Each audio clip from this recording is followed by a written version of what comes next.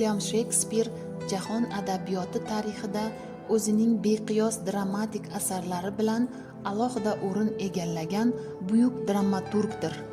Uning Hamlet, Qirol Lear, Otello kabi asarlari inson qalbining eng nozik va murakkab his-tuyg'ularini o'ta mohirlik bilan aks ettiradi.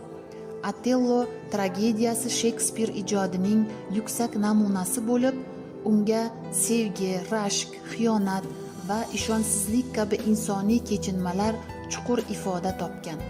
Asarda Otelloning fojiaviy qismati orqali insoniy hislarning boshqarilmaydigan kuchi va ularning halokatli oqibatlari ko'rsatib beriladi.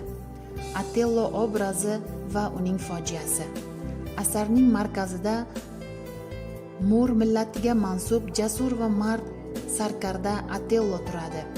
U Venetsiyaning hurmatli generali bo'lib, yosh va go'zal Desdemona bilan chin yurakdan sevishib turmush quradi.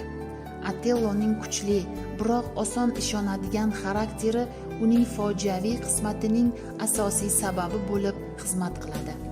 Otelloning sevgisi juda chuqur va chin yurakdan bo'lsa-da, u Yagoning makkarona fitnalariga aldangan holda Desdemonaning sadoqatiga shubha qilishni boshlaydi.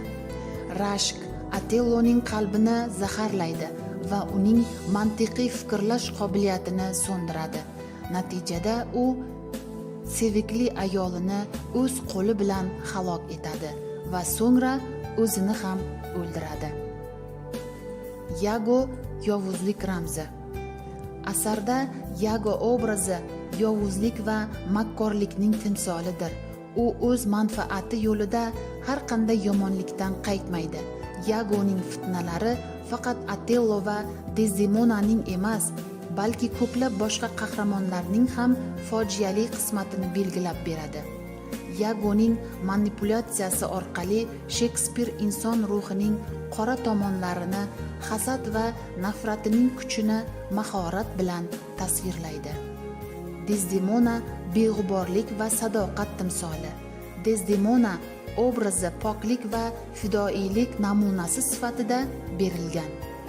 U Otelloga chin dildan sodiq bo'ladi, biroq uning rostgo'yligi va muhabbati ham uni fojiali o'limdan qutqara olmaydi.